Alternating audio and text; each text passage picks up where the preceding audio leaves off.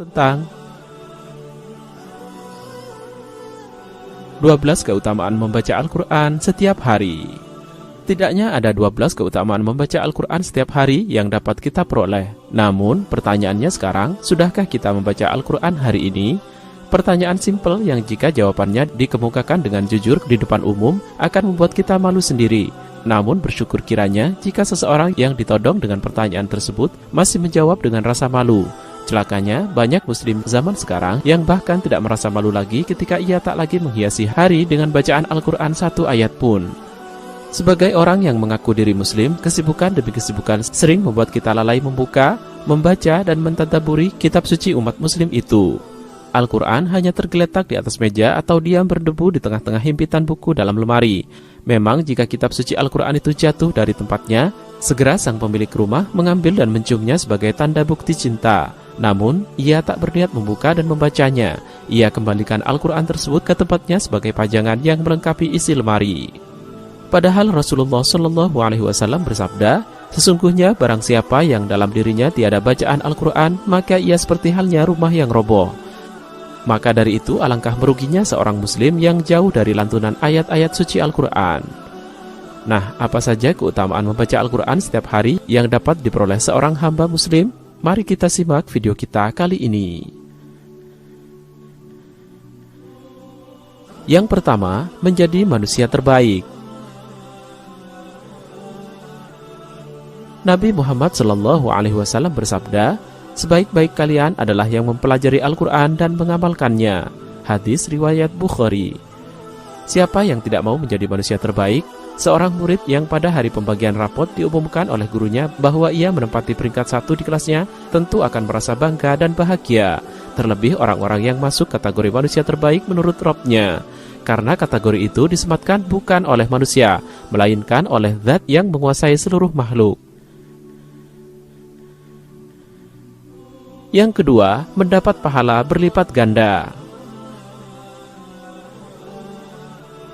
Rasulullah SAW bersabda, siapa saja yang membaca satu huruf dari kitab Allah, maka baginya satu kebaikan, dan satu kebaikan itu dibalas dengan 10 kali lipatnya. Hadis riwayat Tirmidzi. Maka sungguh kita sudah rugi besar. Kita sudah melewatkan begitu banyak kebaikan, padahal pahala dari membaca Al-Quran itu sedang diobral.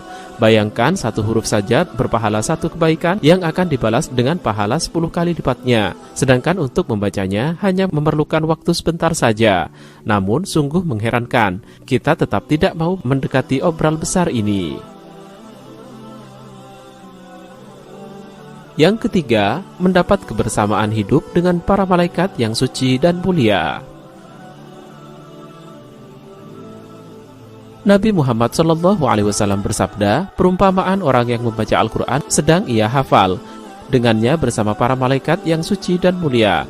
Sedangkan perumpamaan orang yang membaca Al-Quran sedang ia senantiasa melakukannya, meskipun hal itu sulit baginya, maka baginya 2 pahala. Muttafaqun alaih. Yang keempat, orang tuanya dipakaikan mahkota cahaya kelak di hari kiamat. Siapa saja membaca Al-Quran, mempelajarinya dan mengamalkannya, maka dipakaikan kepada orang tuanya pada hari kiamat mahkota dari cahaya dan sinarnya bagaikan sinar matahari, dan dikenakan pada kedua orang tuanya 2 perhiasan yang nilainya tidak tertandingi oleh dunia. Hadis riwayat Hakim. Maka inilah bentuk bakti yang tinggi dari seorang anak pada kedua orang tuanya. Jika di dunia ia tidak pernah membalas kebaikan kedua orang tua dengan memberikan kesenangan hidup pada keduanya, maka balasan di akhirat ini lebih mulia.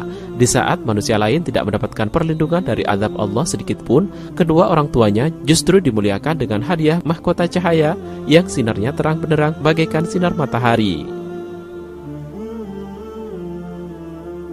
Yang kelima, mendapat syafaat di akhirat. Nabi Muhammad SAW bersabda, bacalah Al-Quran karena ia akan datang pada hari kiamat sebagai pemberi syafaat kepada para ahlinya. Hadis riwayat Muslim. Syafaat atau pertolongan dari azab Allah pada hari itu sangat diperlukan oleh setiap manusia. Maka kesempatan untuk mendapat syafaat itu terbuka lebar saat ini, yakni saat kaki kita masih berpijak di bumi ini. Maka gunakanlah kesempatan yang masih ada itu, jangan dibiarkan berlalu sia-sia. Yang keenam, dibanggakan oleh Allah di depan para makhluk lainnya.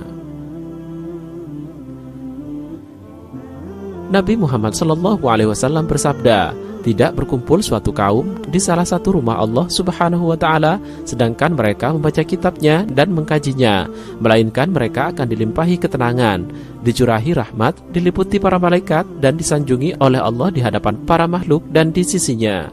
Hadits riwayat Abu Daud. Yang ketujuh, mendapat ketentraman hati dan curahan rahmat. Seperti yang disebutkan pada hadis nomor 6 tadi, orang-orang yang membaca dan mengkaji kitabnya akan dilimpahi ketenangan dan curahan rahmat.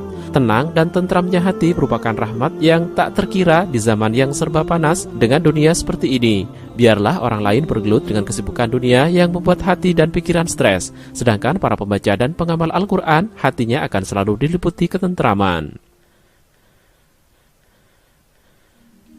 Yang kedelapan, mendapat kesembuhan dari penyakit. Rasulullah SAW bersabda, hendaknya kamu menggunakan kedua obat-obatan, madu dan Al-Quran. Hadits riwayat Ibnu Majah dan Ibnu Mas'ud.